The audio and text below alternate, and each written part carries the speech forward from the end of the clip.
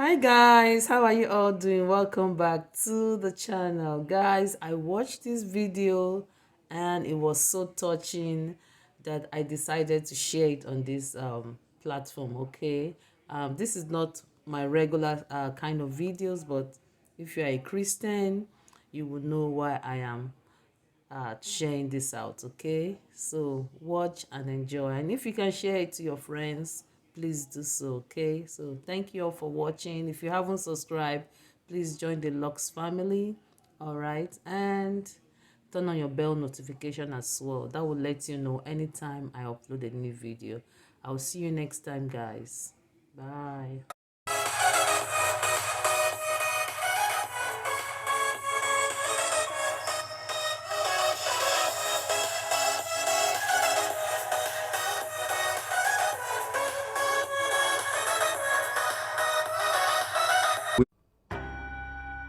Zachariah. He was a nice person. He was a decent person. He was very smart. He was the only Christian in the whole of the school. And I hated him. Because I thought as a Muslim, I must be better than him. But he was better than I. We start to beat him every single day that we come to school. And we agreed on that night, we need to kill him. It was dark. It was cold. And we went ahead of him. And we were 5 of us. We climbed a tree and we waited there. And from far away, we saw that a torch coming. And the light became bigger and bigger as it approaches us. And the minute that he just went under the tree, we jumped at him. He was crying, he was screaming, he was shouting. We broke his arm, we broke his leg. He started to bleed. And because he started to scream and begging for help, I put my hand in his mouth so that no noise will come out of him. It's similar when you are slaughtering a sheep, it's just shivering, and the others were beating him. I felt very proud. You were actually doing something for Allah. You want to please him. And suddenly, he could no longer breathe, and we could not hear his voice. We left him in the wood between life and death. We went back, you wash yourself, and you pray. And Zechariah never came back. I've never seen him again.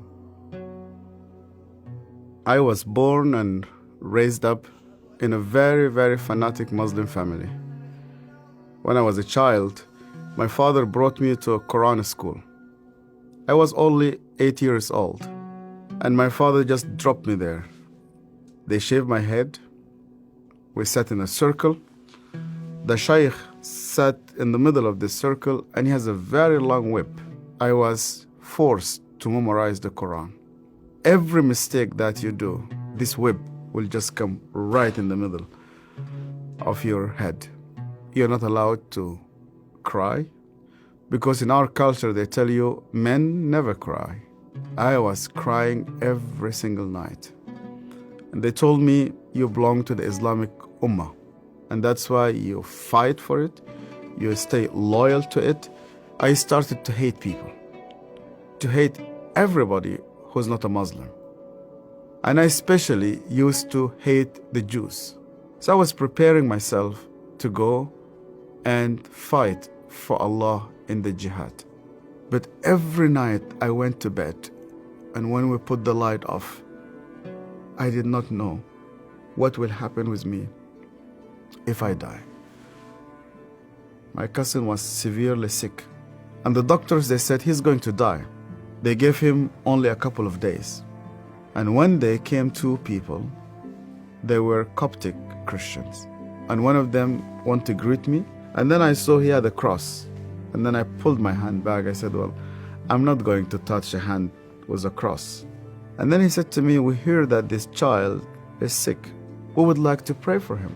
And only out of politeness, I told them, okay. And they started to speak to God like a person that he speaks to his friend. They said, God, please heal this child. The minute that they said Amen, this child opened his eyes for the first time in 4 weeks. He started to move his hands. He started to speak. He sat down in his bed and he started to walk. And one of those two persons who prayed sat down with me and he said to me, you know what? The real miracle is that God wants to change your heart. Do you believe that Yeshua is alive? And I told him, yeah. Because according to the Islamic tradition, God took him to heaven and he's alive and he will come back one day. And he said to me, because he's alive, you can speak to him. That changed my entire life. And when I started to read the scripture, nobody needed to convince me to love the Jewish people. The only way for Muslims to start to love the Jews is when they meet Yeshua. I loved my family, I loved my father, I loved my mother, and I loved my community. And when I decided to follow Yeshua, my grandfather and my father said to me, you are no longer one of us. They made a funeral. They invited friends and family. They brought a coffin to the cemetery and they said, our son is dead. To be declared dead with no family. I said to God, where are you? I heard this voice, and this voice told me, you know that the grave where your name is written, you know that grave is empty. And guess what? My grave is also empty. I went to Egypt for the first time after many years, and I was in a pastoral conference. And one of the Sudanese pastors came to me, it's an elderly man, gray hair, started to speak to me and he asked me, where did you come from? I told him my story. He started to cry. And then I asked him, why are you crying? And he said to me, do you remember me? My name is Zachariah. And suddenly, I remembered him. The last time I saw him, it was in that dark night. I could hear suddenly the way that he was screaming, even though that was 25 years. Suddenly I started to see his broken arm and broken legs. I started to see the scars which I caused him. I started to be full of shame. I was a bad person, yeah. I was terrible. So Zachariah looked me straight into the eye again and he said to me, Yasser, because you hated me so much, I was always praying for you. He opened his Bible, and the minute he opened his Bible, I saw that my name was written in the first page. I hated him. He prayed for me. On that day, God confronted me.